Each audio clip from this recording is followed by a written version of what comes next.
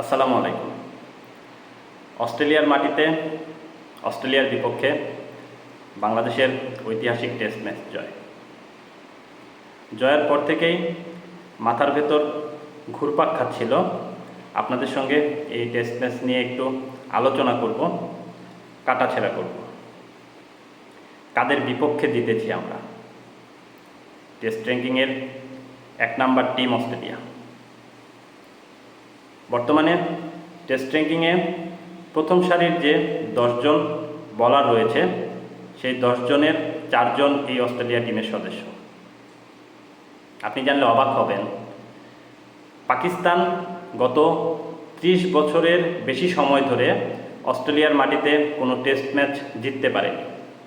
Interestingly, Sri Lankan cricket team তাদের cricket ইতিহাসেই কখনো অস্ট্রেলিয়ার মাটিতে টেস্ট ম্যাচ জিততে পারেনি। যা করে দেখিয়েছে আমাদের ছেলেরা। 5 দিনের টেস্ট, 4 দিনে জয়, 9 উইকেটের জয়। প্রত্যেকটা সেশনে ডমিনেট করে জিতেছে বাংলাদেশ ক্রিকেট টিম।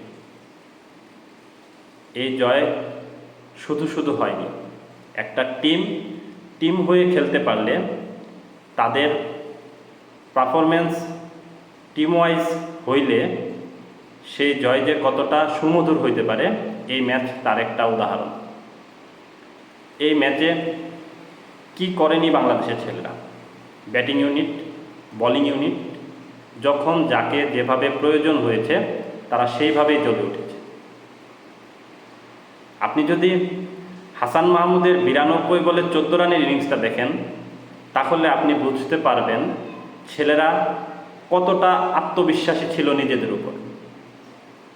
আশা থাকবে এমন আত্মবিশ্বাস নিয়েই আমরা এগিয়ে যাব, এমন মাথা উঁচু করে শিরদাঁড় টান করে আমরা বিশ্বের দরবারে আমাদের বাংলাদেশের নামকে উজ্জ্বল করব। এই পারফরমেন্স, এই দলগত পারফরমেন্স আরও দীর্ঘ সময় বাংলাদেশ নিজেদের ভেতর আগলে রাখুক, সেই আশাবাদ ব্যক্ত করছি। বাংলাদেশ ক্রিকেট টিমের জন্যে অনেক শুভকামনা থাকবে, অনেক ভালোবাসা থাকবে। আল্লাহ হাফেজ।